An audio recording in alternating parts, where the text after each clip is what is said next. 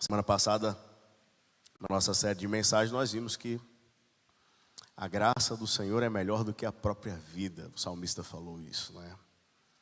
Que bom é para nós experimentarmos dessa graça. Meus queridos, nós vamos continuar a nossa série de mensagens. Estamos quase concluindo essa série de mensagens. Faltam apenas hoje e os outros 2 últimos domingos do mês para falarmos a respeito deste assunto. Ao Senhor ergo a minha voz e clamo. Esta tem sido a série de mensagens que temos estudado desde o primeiro domingo de junho. E temos estudado alguns salmos. Mas hoje, o salmo que nós vamos estudar não está no livro dos Salmos, mas está no livro do profeta Jonas. Abram, por favor, no livro de Jonas. Jonas, capítulo de número 2.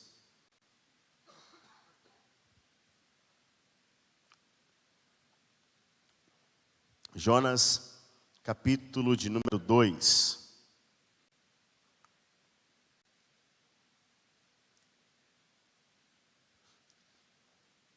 Jonas, capítulo de número 2.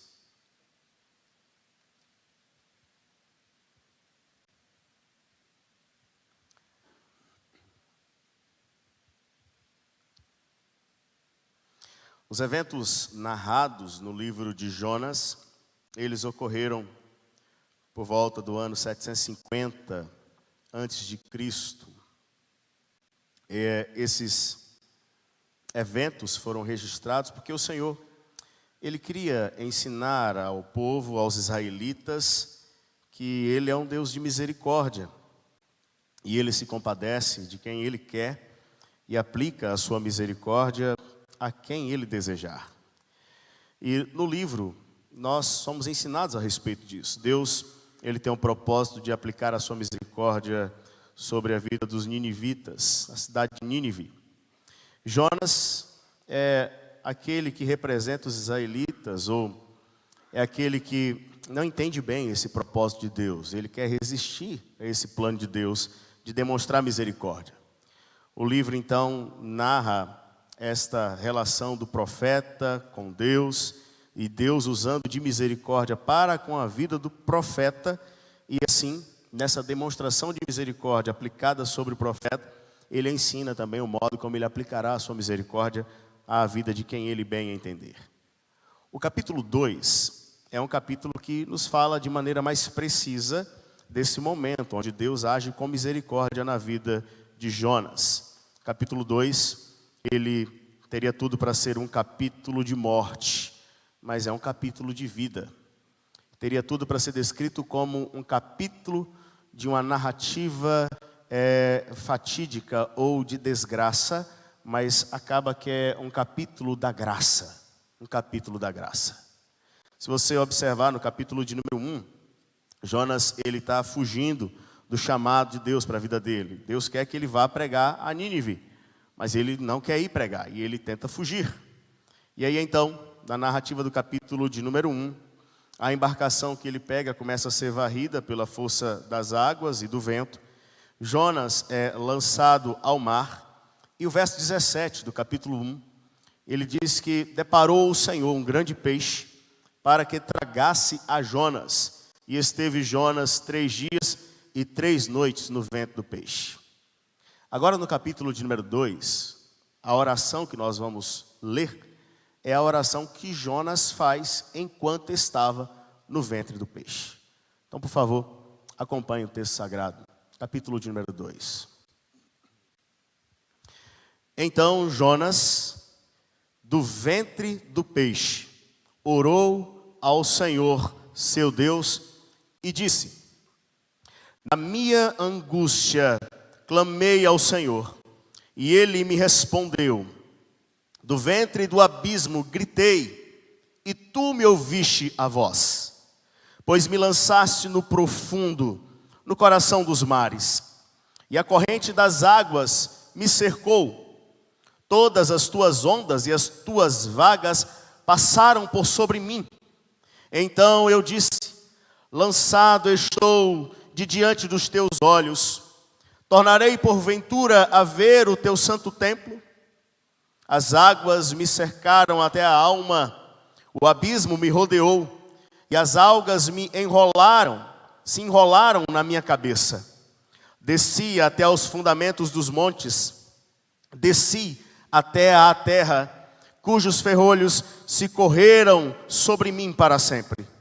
Contudo, fizeste subir da sepultura a minha vida, ó Senhor meu Deus. Quando dentro de mim desfalecia a minha alma, eu me lembrei do Senhor, e subiu a ti a minha oração no teu santo templo. Os que se entregam à idolatria vã, abandonam aquele que lhes é misericordioso. Mas, com a voz do agradecimento, eu te oferecerei sacrifício. O que votei, pagarei. Ao Senhor pertence a salvação. Falou, pois, o Senhor ao peixe, e este vomitou a Jonas na terra.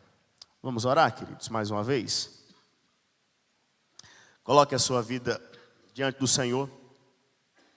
Peça para que Ele tenha misericórdia de nós e nos visite falando ao nosso coração. Fale com o Senhor.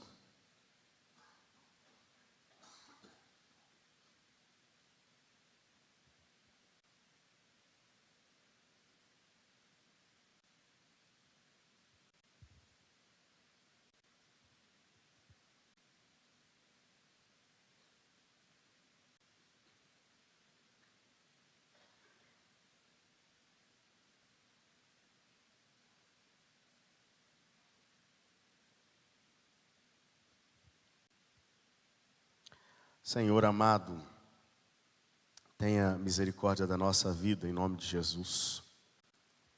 Usa esse momento, Pai, para comunicar a voz do Senhor ao nosso coração. Que o Senhor, ó Deus, se compadeça da minha vida, por favor, ó Pai. Não permita que as minhas limitações e dificuldades, ó Deus, atrapalhem o agir do Senhor aqui nessa noite, por favor. Mas que o Senhor use de misericórdia para com a minha vida e me use, em nome de Jesus. Rogo também pelos meus irmãos, Pai, para que os mesmos ouçam a sua voz. E que o Espírito Santo do Senhor, que está aqui nesse lugar e opera livremente, esteja, ó Deus, agindo e dando-nos o entendimento da palavra do Senhor e aplicando essa palavra às nossas vidas. Se conosco, ó Deus, é a nossa oração. Em nome de Jesus, amém, amém. Queridos irmãos,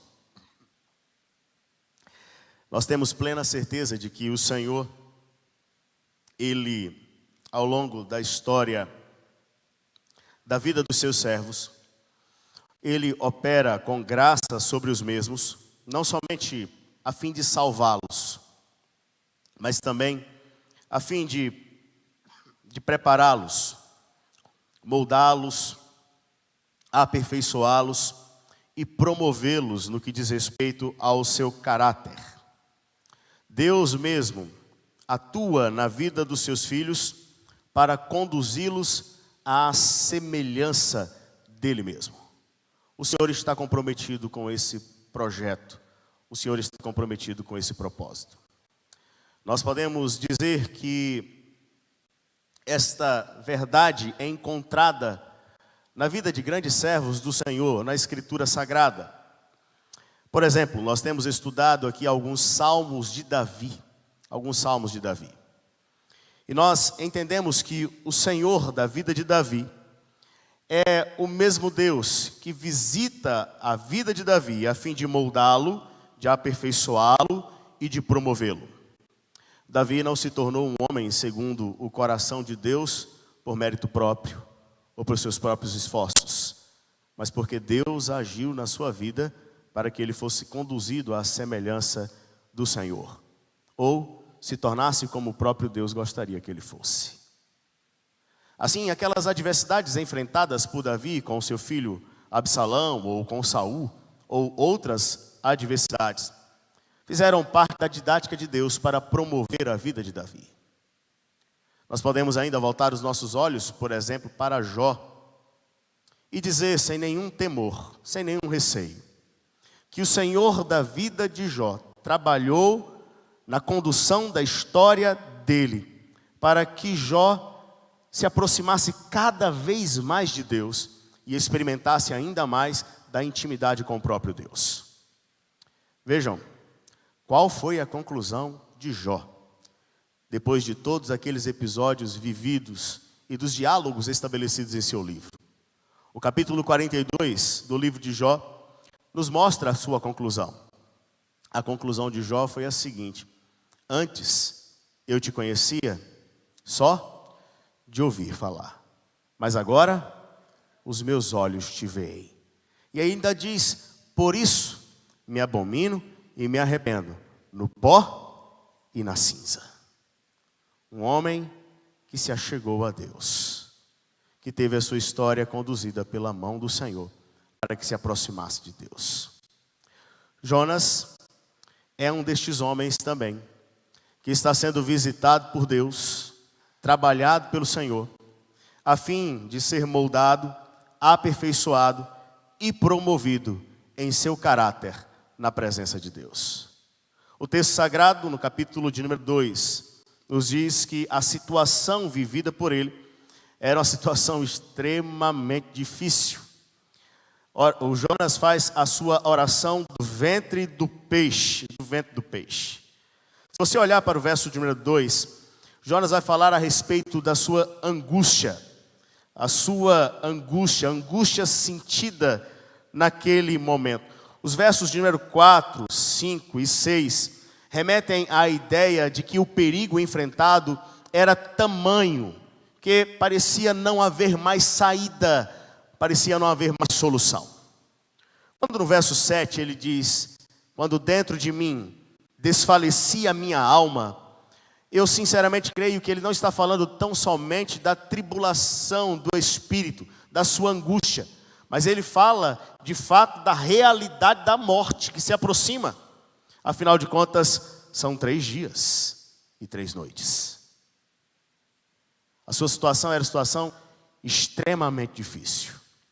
Mas é aqui nesse cenário, estando aqui neste lugar, no verso 7, que ele diz que se recorda do Senhor. Por favor, me ajude, leia o verso 7 comigo. Leiamos a uma só voz. Quando dentro de mim desfalecia a minha alma, eu me lembrei do Senhor. Até aqui. Quando dentro de mim desfalecia a minha alma, eu me lembrei do Senhor. E quando ele se lembra de Deus, o que é que lhe vem à mente? Qual é a lembrança avivada no seu coração? Eu quero compartilhar com vocês algumas das lembranças de Jonas nesse momento. A primeira delas é que ele se lembra do Senhor que ouve. Ele se lembra do Senhor que ouve a sua oração. Veja no verso 7 ainda, e ele diz: e subiu a ti a minha oração no teu santo templo. Volte os seus olhos para o verso 2. Na minha angústia clamei ao Senhor. A expressão clamar aqui é a mesma que nós já temos estudado. Nós podemos nos recordar muito bem do sermão pregado pelo pastor Diógenes, quando ele falou a respeito disso, do clamor, do grito, do elevar a voz, do chamar ao Senhor. É o grito pelo socorro. Jonas é este homem que está gritando pelo Senhor, gritando por socorro. O texto está dizendo: e ele me respondeu, do ventre do abismo gritei. Para que não reste dúvidas, então, ainda fala: eu gritei ao Senhor, e tu me ouvistes a voz. O Senhor é aquele que ouve. O Senhor é aquele que ouve. E o Senhor, Ele ouve de um modo muito distinto. De um modo muito distinto. O Senhor não ouve como os homens ouvem. Nós, pela graça de Deus, recebemos essa habilidade, de escutar, de ouvir. Mas nem sempre nós conseguimos perceber o grito de socorro daquele que está ao nosso lado. O Senhor é aquele que ouve de maneira distinta. O Senhor ouve de maneira atenta. O Senhor ouve de maneira compreensiva. E o Senhor ouve de maneira misericordiosa. Esta é a maneira extraordinária de Deus ouvir os seus servos. Nós não conseguimos entender bem, muitas vezes, nem as palavras que nos são ditas. Com Deus é completamente diferente. O Senhor não precisa ficar fazendo esforço para entender a palavra que eu disse ou que você falou no momento do clamor. Porque Ele consegue interpretar até mesmo as nossas próprias lágrimas que derramamos diante do seu altar. Ele visita cada gemido do nosso coração. Eu fico impressionado com isso, porque se você quiser, depois leia Êxodo capítulo 3 e Êxodo capítulo 6. Diz que o povo de Israel estava gemendo sob a servidão no Egito. E sabe o que aconteceu? O Senhor Deus, do seu trono de glória, Ele ouviu o gemido dos seus filhos de uma maneira atenta, de uma maneira compreensiva, de uma maneira misericordiosa. O Senhor é aquele que nos escuta a voz. Quando dentro de mim desfalecia o espírito, eu me lembrei do Senhor que ouvi. Meus queridos, como nós precisamos aplicar essa lembrança à nossa vida. Nós temos sido descritos em muitas situações como uma geração carentes de ouvidos. São crianças que não têm a atenção dos seus pais, esposas e maridos que reclamam da atenção do cônjuge, e assim por diante. Nós desejamos ser ouvidos. Em muitas situações estamos com tanta coisa para falar, presa aqui. E às vezes olhamos à nossa volta e parece que não há quem nos entenda, não há quem se interesse por nós. Entretanto, este é o momento de trazermos à nossa memória, nas situações em que estivermos dentro de nossa própria alma, como se desfalecendo, nós precisamos nos recordar que o Senhor, Ele é o Pai que tem prazer em ouvir a voz dos seus filhos, e Ele ouve de maneira atenta, de maneira compreensiva e de maneira misericordiosa. Então vamos ao seu encontro e derramemos a nossa alma diante dEle. Falemos abertamente, entreguemos tudo diante do seu altar, porque Ele, como Pai, está pronto para nos acolher. Mas observe uma outra lição. Quando dentro de mim desfalecia a minha alma, eu me lembrei do Senhor. E agora, olhe no verso de número 3, que Jonas vai se lembrar do Deus que dirige cada circunstância da vida, que dirige cada detalhe. Tudo é dirigido por Ele. Dê uma olhada no verso 3. Pois me lançaste no profundo, no coração dos mares, e a corrente das águas me cercou. Todas as tuas ondas e as tuas vagas passaram por sobre mim. Bom, Jonas está no ventre do grande peixe. Mas a ideia dele é que ele não está ali por acaso. Ele não chegou ali por sua própria vontade. Ele não está vivendo aquele momento ali por uma escolha sua. Mas houve uma condução. Todos os detalhes para que aquele momento acontecesse foram providenciados pelo Deus que está sentado no trono e que rege a história da vida de Jonas. Tudo. Tudo. Por favor, dê uma olhada no capítulo 1. Vejam que isso começa um pouco antes. No capítulo de número 1, verso de número 4. Dê uma olhada para esse texto. O texto sagrado diz assim: mas o Senhor lançou sobre o mar um forte vento, e fez-se no mar uma grande tempestade, e o navio estava a ponto de se despedaçar. Bom, Jonas, ele está nesse navio, nessa embarcação, e esse navio agora está no mar, e diz o texto sagrado, que este navio começa a ser varrido pelo forte vento, e também pela força da tempestade, pela força das águas. Mas perceba um detalhe: quem envia este forte vento, quem envia essa tempestade é o Senhor.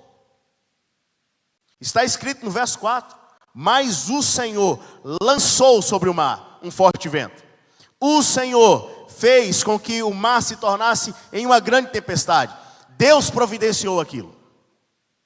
Foi Deus, gente. o forte vento e a tempestade foi providenciado por Deus. Não era uma obra do acaso.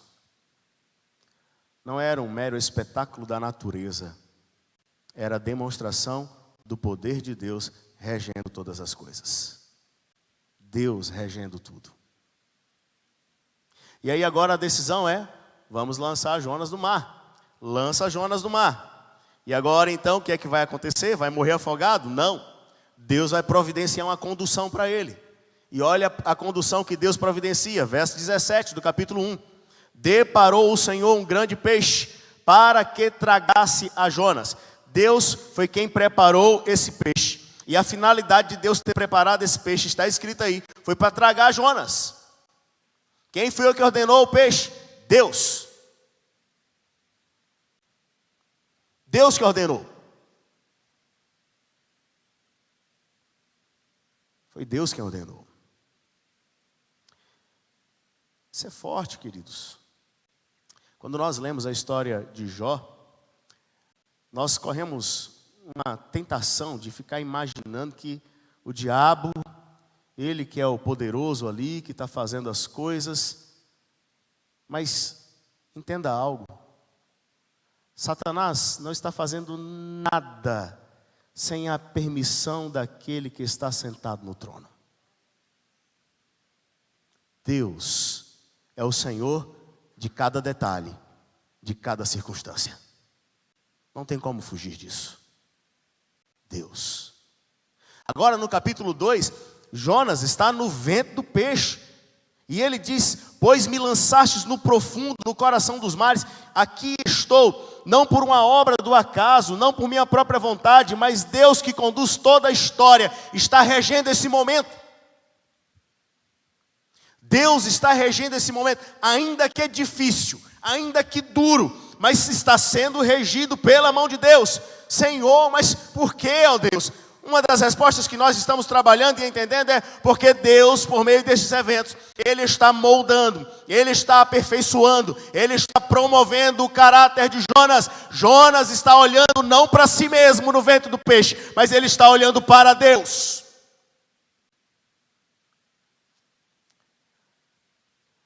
Deus na sua infinita sabedoria, Deus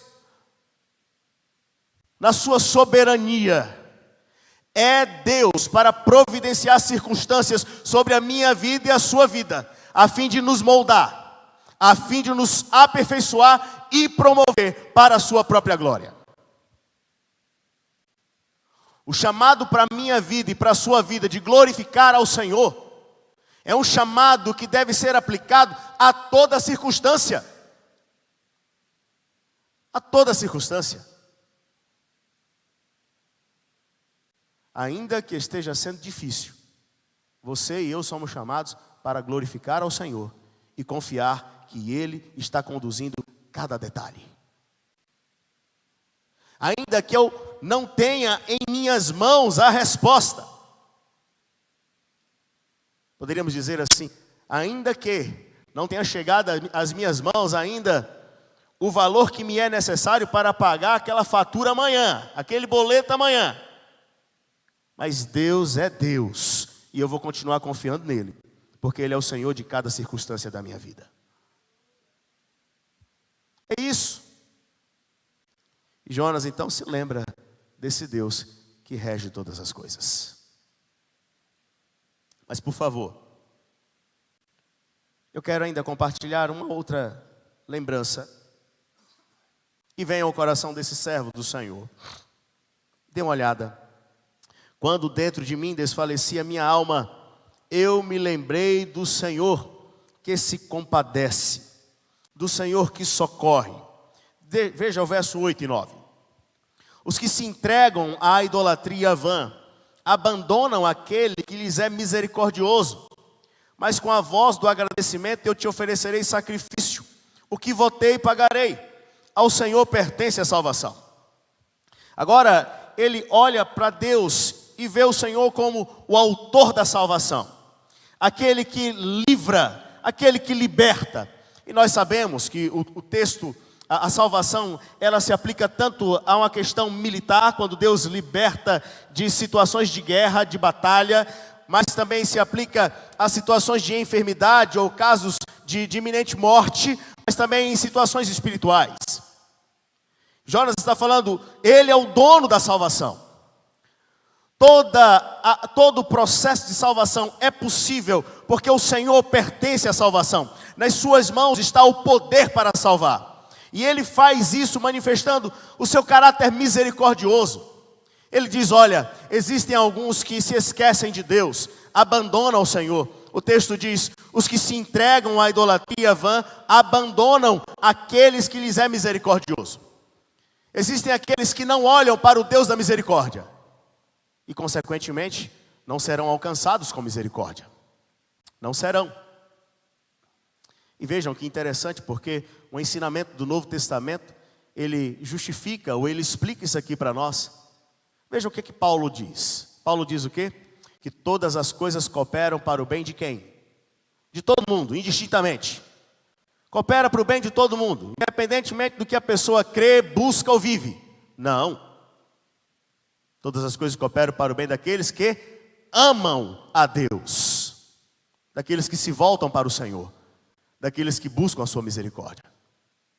Existem aqueles que não querem saber desse Deus misericordioso. Entretanto, existem aqueles que gritam por socorro e esperam no Senhor. A estes, Deus se demonstra como o Deus da misericórdia. O Deus da misericórdia é aquele que vê como o homem que está na miséria vê, que sente como o homem que está na miséria sente, mas que age em favor deste homem, como o homem que está na miséria jamais seria capaz de agir. Ele se compadece e socorre, livra. E aqui nós vamos ver, porque Jonas diz, olha, o Senhor livrou a minha alma, fez subir da sepultura a minha vida. Lá no verso de número 10, nós vamos ver que Deus ordena, Deus dá uma palavra ao grande peixe, e agora então Jonas é vomitado na praia. O Senhor é aquele que se compadece. Agora, em nome de Jesus, entenda algo. Não sou eu, não é você quem determina o modo de Deus se compadecer. Não somos nós que determinamos para Deus o tempo da sua ação. 3 dias e 3 noites. É uma referência também para dizer assim, olha, é o período necessário para a morte, onde se estabelece a certeza da morte. Esta é a ideia dos 3 dias e 3 noites. Do ponto de vista humano, acabou a esperança. Para os homens não haveria mais nada do que fazer. Não tem mais o que fazer, acabou. Se fosse para os homens determinar o tempo, vai lá, um dia, uma noite, quem sabe, já é muito difícil.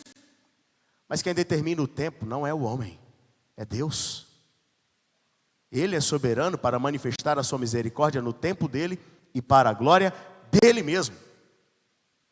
E eu fico olhando isso, como Deus faz isso de maneira maravilhosa no Novo Testamento através de Cristo Jesus.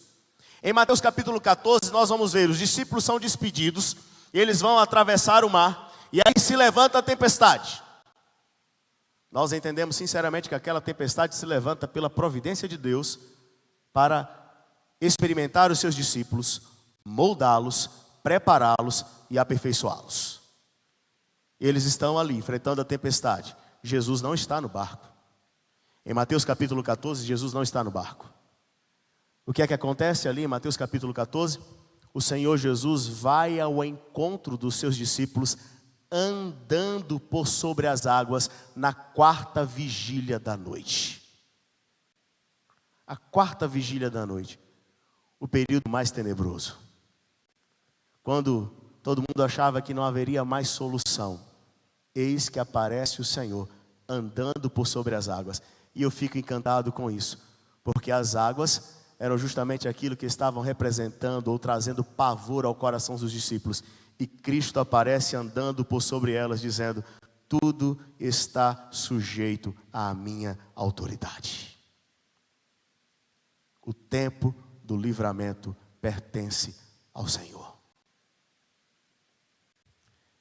Qual deve ser então a sua postura e a minha postura?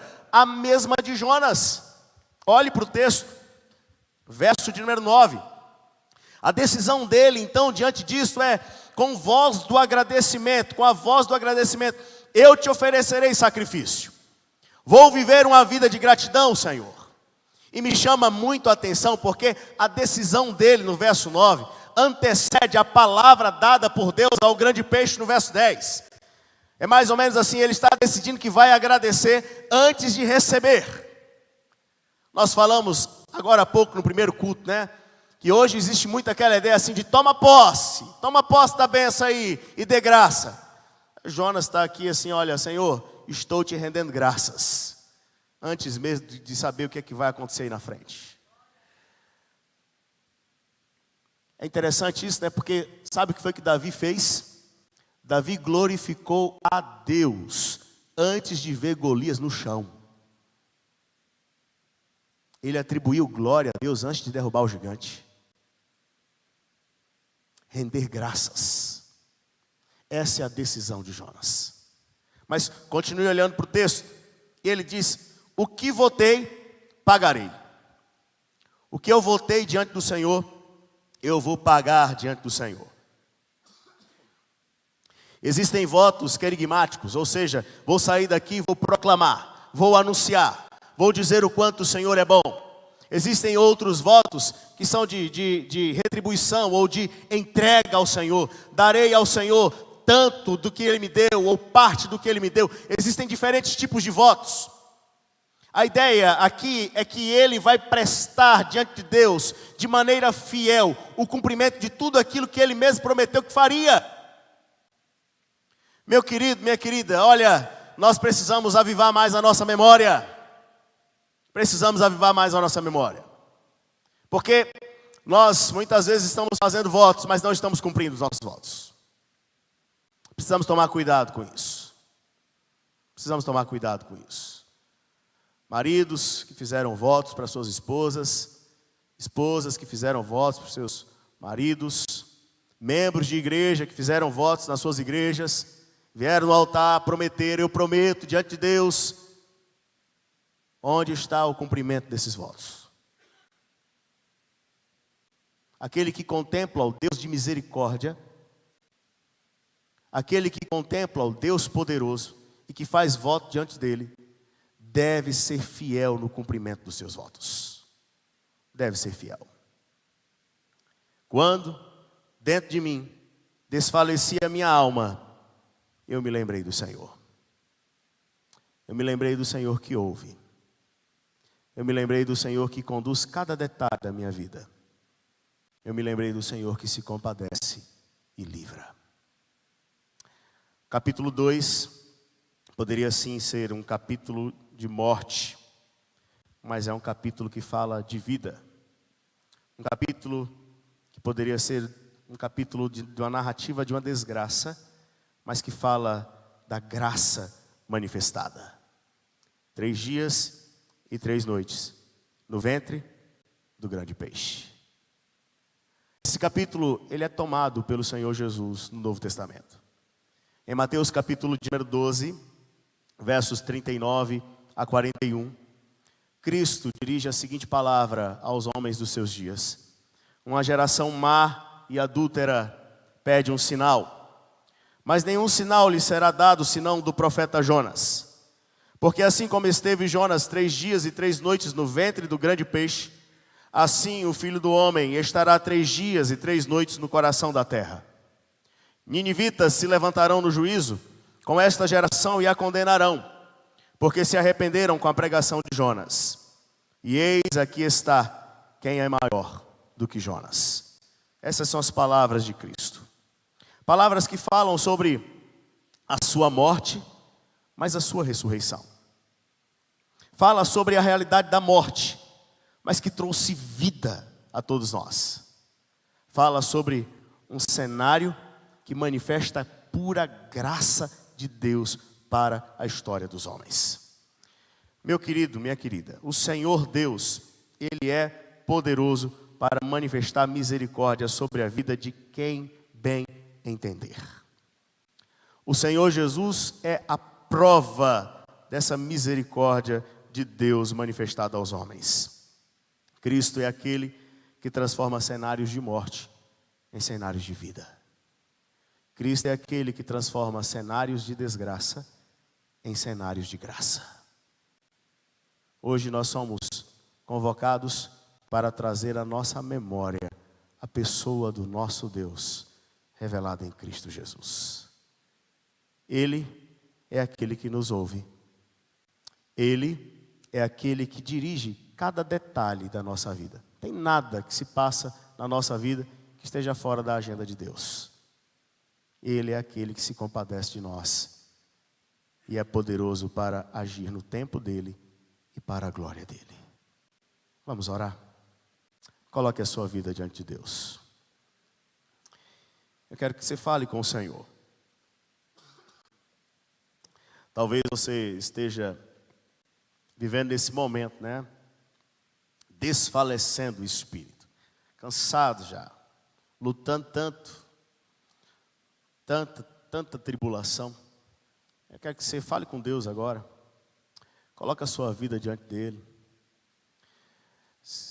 Talvez algo que já estava passando, você pensou assim, graças a Deus, encerrou e de repente vem de novo. E aí você fala, como assim, Deus?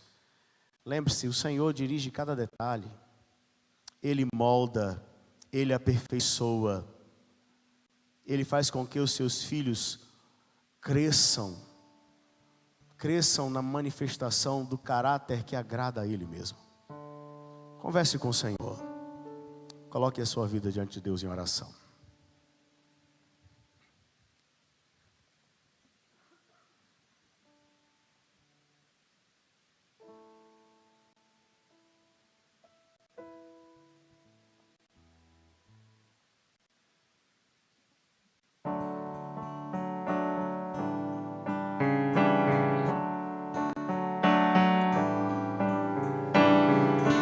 Minha voz clama ao Senhor.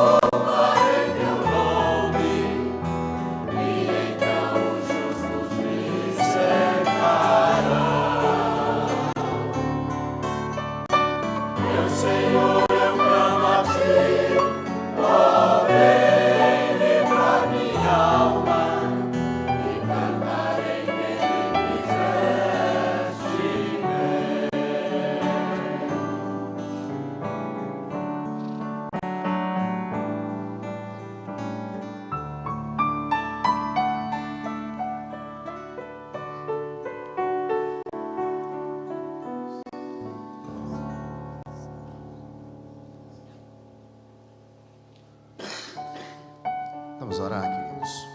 Os convido, vamos ficar de pé, falar com o nosso Deus. Quando dentro de mim desfalecia o meu espírito, eu me lembrei do Senhor. É tempo de voltarmos o nosso coração para Deus, lembrar dEle. É quando nós olhamos para Ele que nós somos encorajados a permanecer firmes. Não fique olhando na força do vento, da tempestade, não. Olha para o Senhor. Ele te ouve. Ele está dirigindo cada detalhe. E Ele é Deus para se compadecer da sua vida. Independentemente do tamanho dessa tempestade, lembre-se de uma coisa: Ele é o Senhor que ordena a tempestade. Então descansa nele. Não há impossível para Ele. Ó Deus amado, o Senhor nos conhece e sabe exatamente aquilo que se passa em nosso coração. Conhece perfeitamente aquilo que tem trazido ao nosso coração preocupação, Pai. E nós não podemos esconder nada dos Teus olhos. Nós aproveitamos esse momento, então, ó Deus, para na meditação de Cristo Jesus, o Teu Filho amado, nos achegarmos junto ao trono da Tua graça, a fim de recebermos misericórdia e acharmos graça em tempo oportuno para a glória do Teu santo nome. Queremos, ó Deus, dizer ao Senhor que reconhecemos, ó Pai, que o Senhor é Deus e que tem conduzido toda a história da nossa vida. E que os Teus propósitos serão cumpridos sobre nós. E não há nada, não há ninguém que poderá deter os propósitos do Senhor.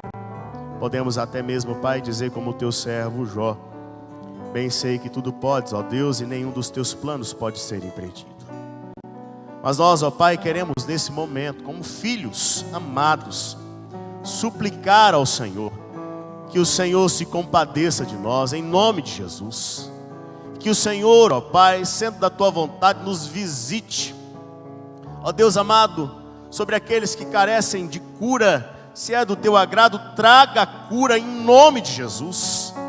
Pai querido, sobre aqueles que necessitam da Sua intervenção na vida financeira, na vida material, Pai, se chegou o tempo do Senhor e é do Teu agrado, opera com graça em nome de Jesus. Oh Deus amado, aquela família que tem orado e chorado diante do Senhor, clamando por libertação de filhos, oh Deus, compadece-te do céu e visita esta família em nome de Jesus. Oh Pai amado, que a manifestação do poder do Senhor seja derramada sobre as nossas casas e as nossas famílias, em nome de Jesus. Senhor, que os corações sejam confortados e consolados nessa noite por obra do Espírito Santo do Senhor, Pai. E que saiamos daqui renovados pela Sua doce presença. E agora, ó filhos amados do Pai Celeste, que Ele mesmo vos abençoe e vos guarde. Que Ele faça resplandecer sobre vós o seu rosto e tenha misericórdia de vós. Que Ele mesmo vos sustente e vos preserve durante o período de toda a vossa peregrinação, para a glória dEle mesmo em Cristo Jesus. Amém. Amém. Pode sentar.